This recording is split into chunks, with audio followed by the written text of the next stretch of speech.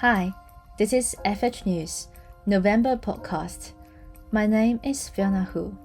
This week, our topic will be obesity and stigma. I will be joined by Ms. Faith Newsome, the president of Ocean's Lifestyle, a non-profit organization to support young people with obesity.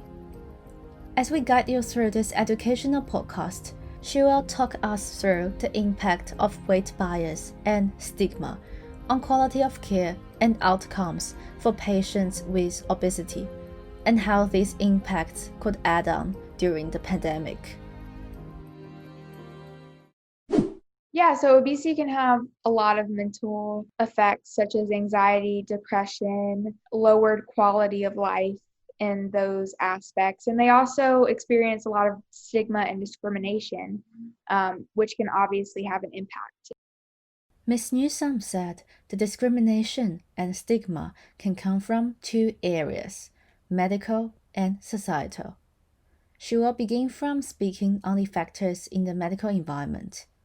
So clinicians and medical providers can be biased, and so that can sometimes discourage medical care seeking behaviors. According to Obesity Reviews Journal 2015, Volume 16, Issue 4, the nature of healthcare provider bias encompasses endorsement of negative stereotypes of patients with obesity, including terms like lazy, weak-willed, and bad, feeling less respect for those patients, and being more likely to report them as a waste of time.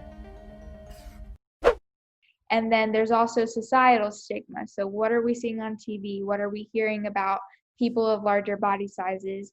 An example of societal stigma could lead by brands like Abercrombie & Fitch. CEO of Abercrombie & Fitch, Mike Jeffries, said some pretty despicable things about people who are not skinny. So according to the book, Mark Jeffries doesn't want larger people shopping in his store. He wants thin and beautiful people. He doesn't want his core customers to see people who aren't as hot as them wearing his clothing.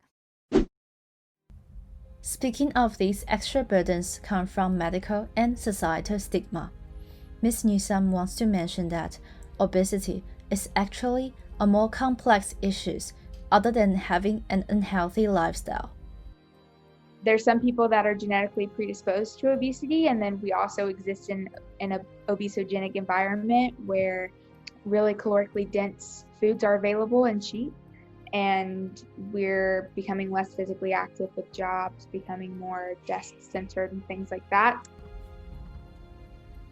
When adding COVID-19 onto the existing pressures held by obese people, Ms. Newsome said, and I think another risk of COVID-related things and obesity is the fact that stigma for people living with obesity can already impact their healthcare seeking.